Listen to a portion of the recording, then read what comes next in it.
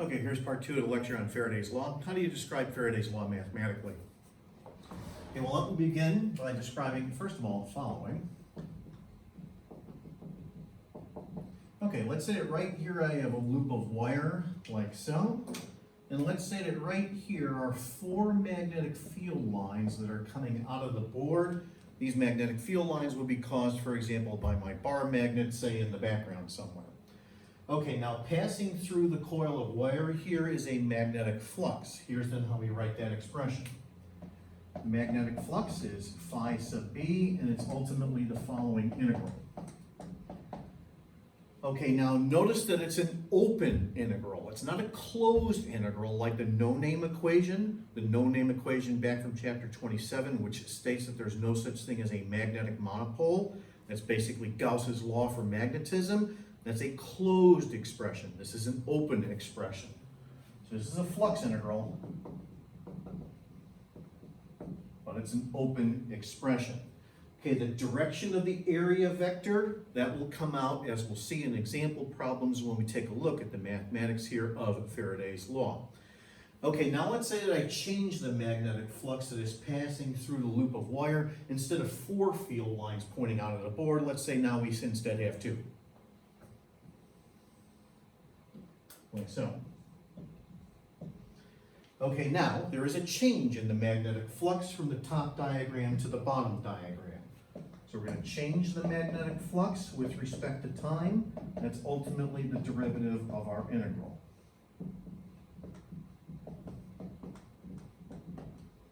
Like so.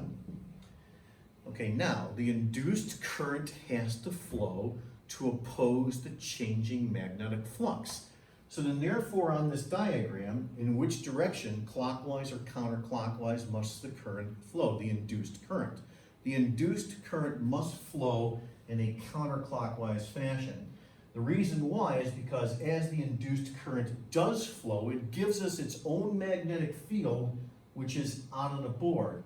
In other words, it's almost as if the current is trying to compensate for the fact that we're changing the number of field lines that are pointing out of the board initially to what's pointing out of the board after I've changed the flux. So then therefore the induced current has to flow to give us its own magnetic field to oppose this changing magnetic flux from 4 field lines initially to 2 field lines like so. So the induced current has to flow in a counterclockwise fashion for that reason. Yes, this is inherently a little bit difficult to understand, but once again, this is the way that nature works. This is just simply fundamental to nature. This is how the force of electromagnetism works in this expression of Faraday's law that we are now beginning to write down. Okay, a little bit more specifically, however, it's not just an induced current that is flowing here. It's almost as if an EMF, an electromotive force, has appeared within the loop of wire.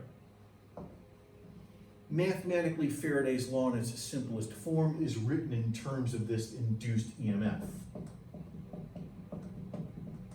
It's almost as if a little battery, if you will, has appeared here within the wire. Ultimately, Faraday's law in its simplest form is written in the following way.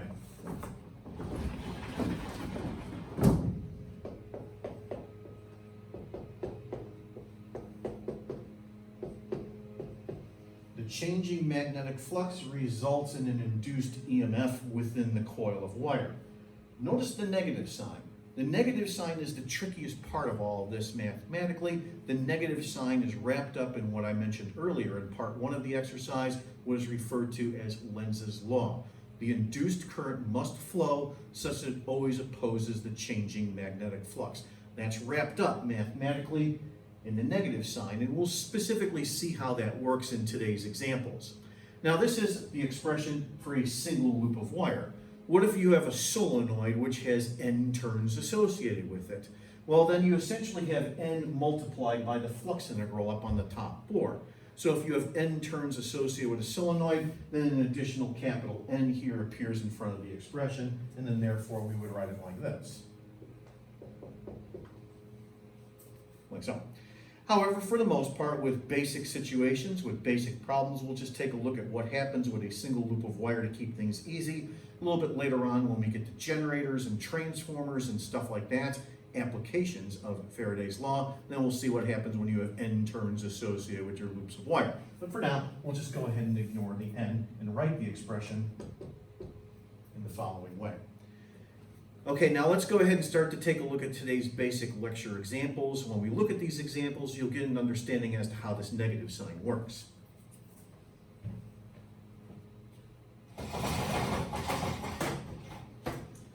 All right, so in your notes, go ahead right now and copy down the first of today's examples.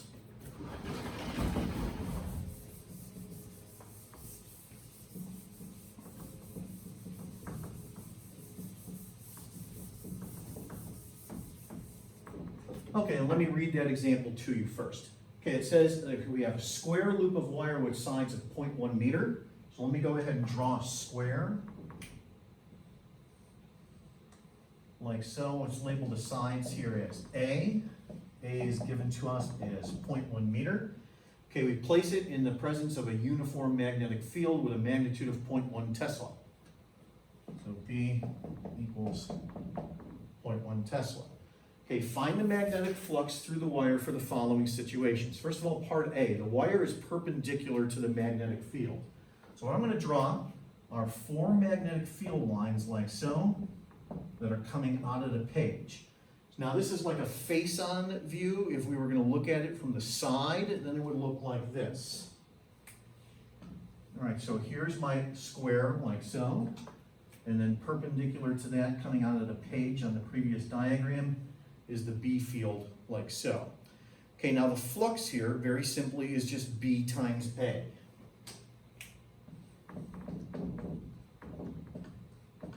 Where A, capital A, is just the area of the square. So then therefore, mathematically, it's just BA squared. Let's just go ahead and calculate that. And when we do, the units of flux here are going to be Tesla multiplied by meters squared. All right, so I have 0.1. I'll futz with my calculator here. 0.1 for the magnetic field, and then multiplied by 0.1 squared. Ultimately, this comes out to be 0.001 Tesla meter squared, like so, as the flux. Okay, now in part B, the wire is rotated to a 30-degree angle.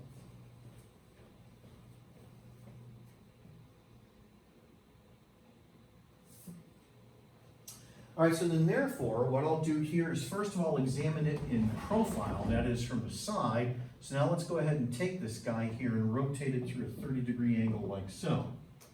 Right here are the B field lines like so.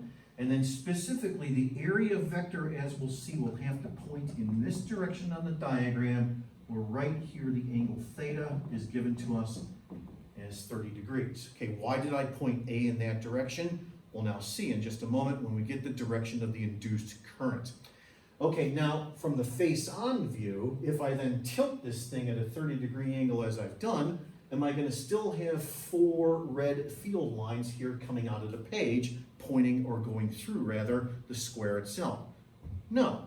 So then therefore, if I had 4 lines like 1, 2, 3, 4 here, down when I tilt it like so, we have a different area. So then therefore, instead of 4 lines passing through, let's say that we only have 2 lines passing through it.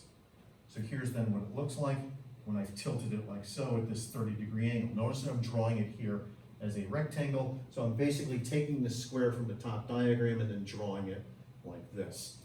Okay, so right here are my red magnetic field lines from whatever it is that's causing this B field. Now the induced current has to flow to oppose the changing magnetic flux. So you tell me, in which direction on this diagram, clockwise or counterclockwise, does the induced current have to flow? It has to flow counterclockwise like so to give us its own magnetic field out of the page to compensate for the decreasing magnetic flux in this situation. Therefore, from right-hand rule, the area vector has to point out like that. That's like this here on the diagram. So that's why I pointed the area vector in the direction that I did. Okay, now what does the flux look like here? Well, the flux there, I'll call it, finds to be final. This right here is going to be BA cosine of theta. So BA squared cosine of theta, cosine of 30 degrees. So it's going to be the 0.001 Tesla meter squared multiplied by the cosine of 30 degrees. Okay, and mathematically that comes out to be 8.66 or so times 10 to the minus 4 Tesla meter squared. Okay, here's then how we write the expression. Here's then how we write Faraday's law. So the induced EMF is going to equal the negative changing magnetic flux with respect to time. Okay, I'm going to go ahead and write this using the delta notation here because we're calculating this as an average, as it says in part 3, or part C rather, of the problem. It says find the induced current, the average value, if the above rotation that we just did here took 1 second. So the time interval delta t is 1 second, and then the resistance in the wire, just to make things easy, is just 1 ohm, like so. So I'm going to write this right here as Ohm's law in just a few moments, I times R, and then we'll calculate what capital I is equal to. But for now, let's take a look at the right-hand side of the expression. So I have negative and then the change. I have this value here,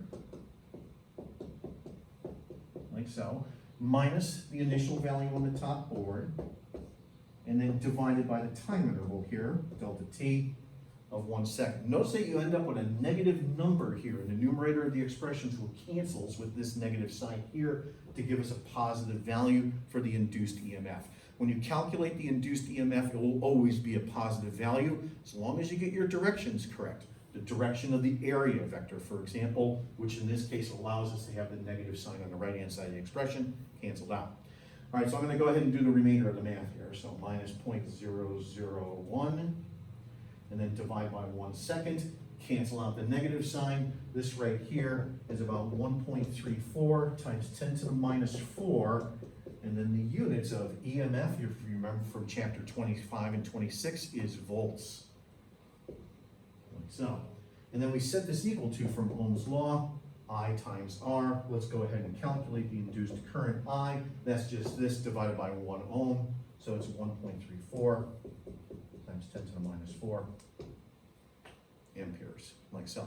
Okay, as you'll discover, working your way around the negative sign here within Faraday's law, this portion of it, referred to as Lenz's law, is usually the trickiest part of the process. Okay, let me erase the board. Go ahead and write down now problem number 2.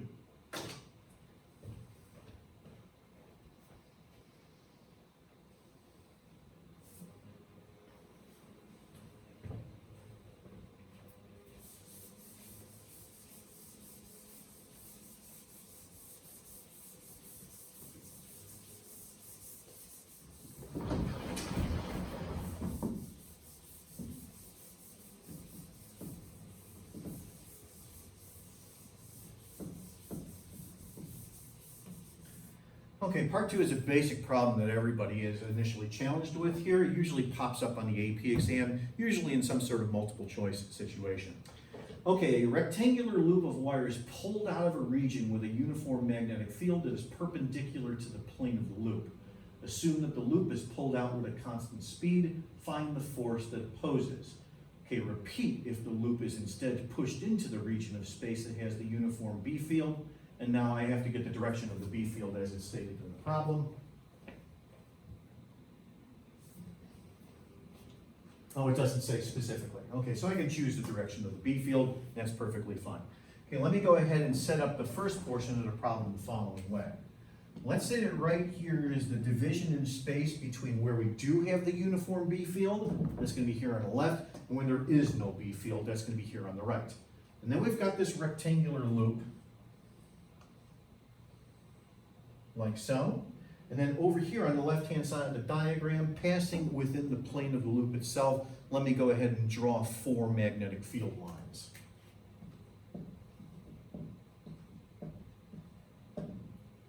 Like so. Okay, and then what I'm going to do is exert a force on the loop in this direction, like so. Here's the magnetic field, by the way, in B.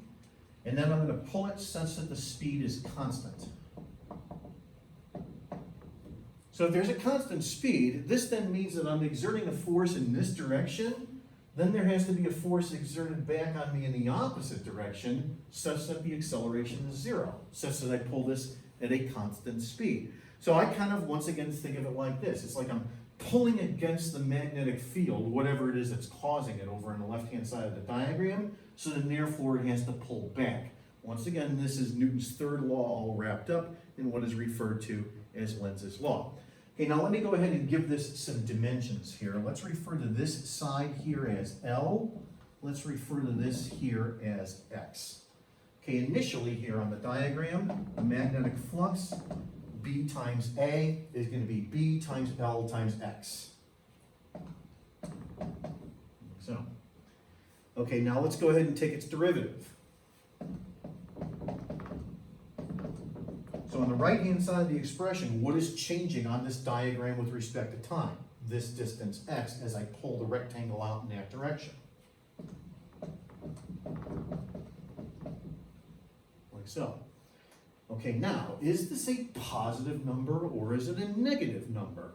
Well, what is ultimately happening to the value of the magnetic flux as I pull this thing to the right-hand side? Let me draw the diagram again now, where the rectangle has moved some distance to the right.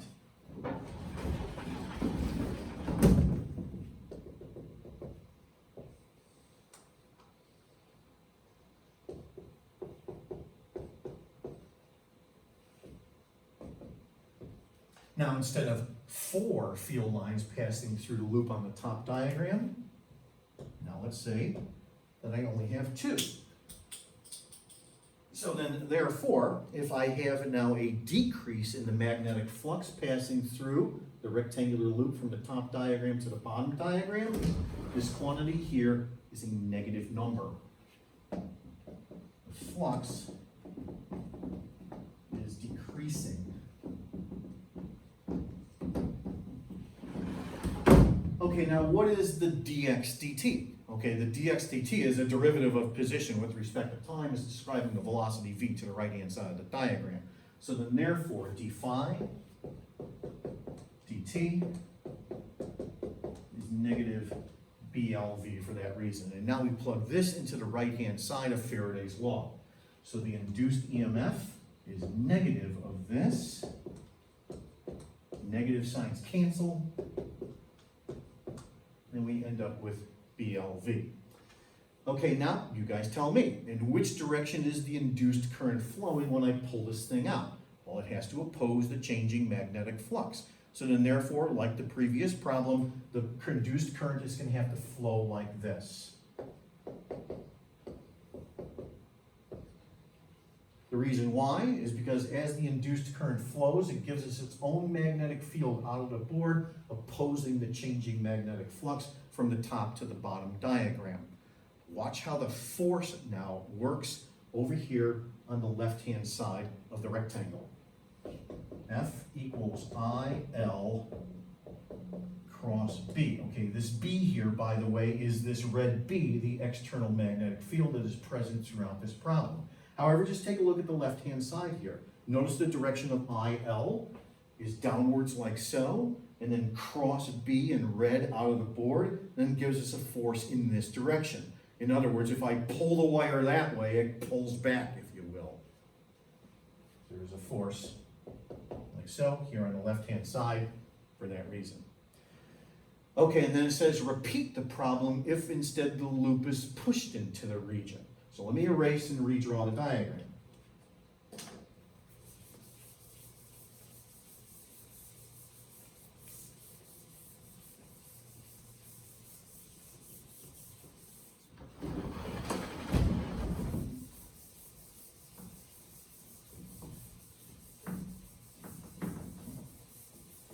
Okay, once again, we're going to see this expression here.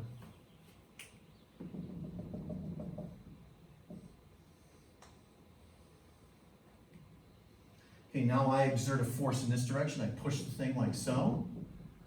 Okay, it moves with V. Okay, here's L, here's X again. Okay, let me initially draw it such that I have 2 magnetic field lines here coming out of the page.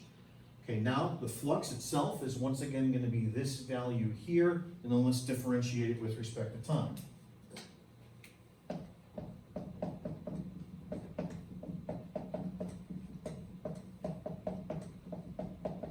Like so, which is once again the quantity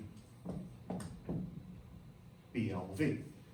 Let's now get the direction of the induced current and understand whether or not this flux calculation is a positive number or a negative number.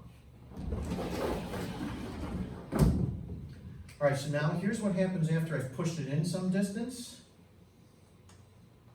Like so. So instead of, say, 2 magnetic field lines coming out of the board on the diagram above, let's say that I now instead have 3. Like so. So then therefore, in which direction must the induced current flow? In this case, it has to flow like that, to give us its own magnetic field now into the board that's opposing the changing magnetic flux out of the board, if you will, from the top diagram to the bottom diagram. Notice that my thumb here is pointing into the board. This then means that the area vector, the L times X on the top board, points into the board, and it's opposite of the red B field. In other words, B times A times cosine of 180 degrees from the dot product between B and A. That's a negative number. So this quantity here on the top board is negative for that reason. So the Lx, the area vector A, points into the board, opposite of B, which points out of the board. The dot product between B times A has a cosine of 180 degrees in it. Cosine of 180 is -1. That's where that negative sign comes from.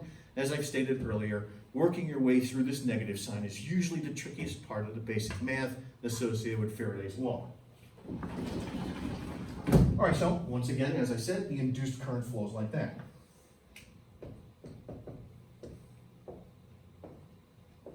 Okay, once again, here's the L. Okay, remember my force vector was in this direction. Right here is the velocity vector V. Okay, and then we write Faraday's law in the following way. Like so. This then ends up being negative of negative BLV on the right-hand side of the expression, and it's positive BLV. And then the induced EMF we could write in terms of the current I multiplied by the resistance R of the wire. Okay, now what about the direction of the force vector? Well, I points upwards here on the diagram on the left-hand side of the rectangle, and now watch this. IL cross B gives us a force vector in that direction. So if I'm pushing the wire into the region, then it's like the region pushes back on me, and then therefore the force vector has to be in that direction for that reason. Okay, that finishes that problem. Let's go on to the next example. Copy down now example number 3.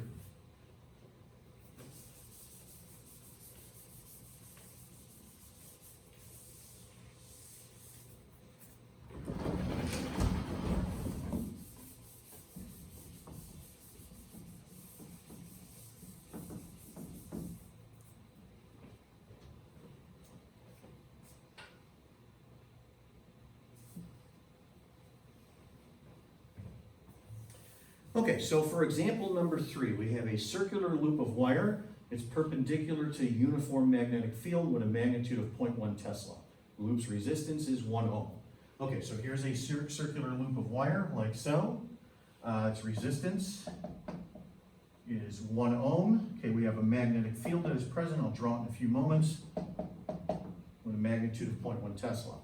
Okay, now the radius of the loop, it decreases at a rate of 0.05 meters per second. So whatever it is that's causing this radius to decrease is ultimately resulting in a smaller circle. So dr dt, the change in the radius with respect to time, is negative 0.05 meters per second. It's negative because the radius is decreasing with respect to time. Okay, let me move my file down.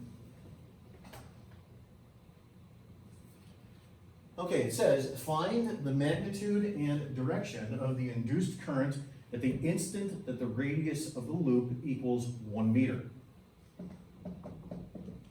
It says, assume that the magnetic field is going into the page. So let me go ahead and point now this uniform B field into the page like so. Here are my arrows going into the board like that. Okay, let's go ahead now and decrease the radius to this value. That then looks like this. And then therefore, instead of 4 magnetic field lines here passing through the loop, let's say that instead we only have 2.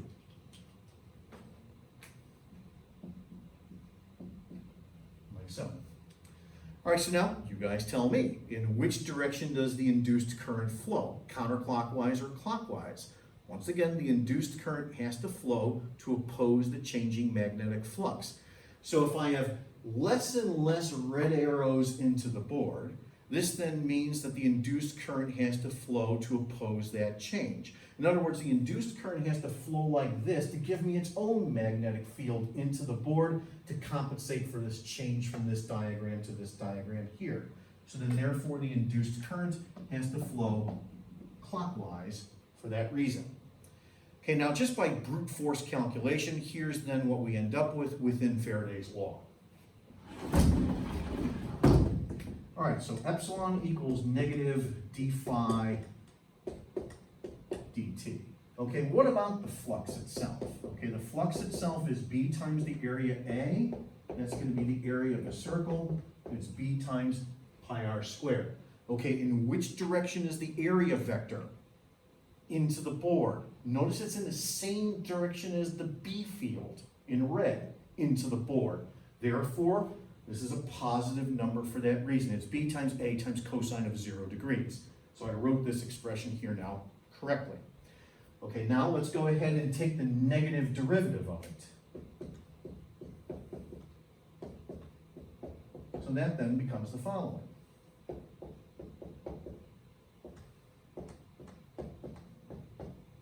Like so. Notice the implicit differentiation here because it's the radius that's changing with respect to time.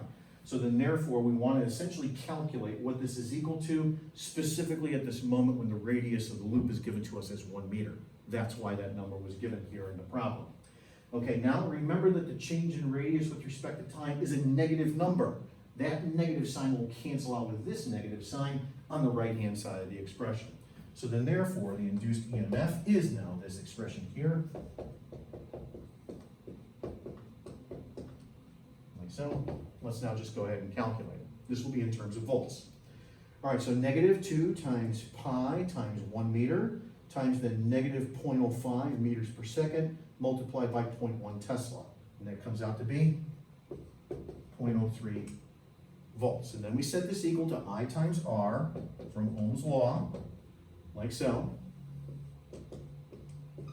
And then divide by 1 ohm to get the induced current up. 0.03 amps. Okay? Okay, there is one more problem for today's lecture, but I'm going to go ahead and pause here as part 2. I'll go ahead and finish then that last problem. As we'll see, there's something a little bit more fundamental going on here. I'll do that as part 3 of the lecture in just a few moments.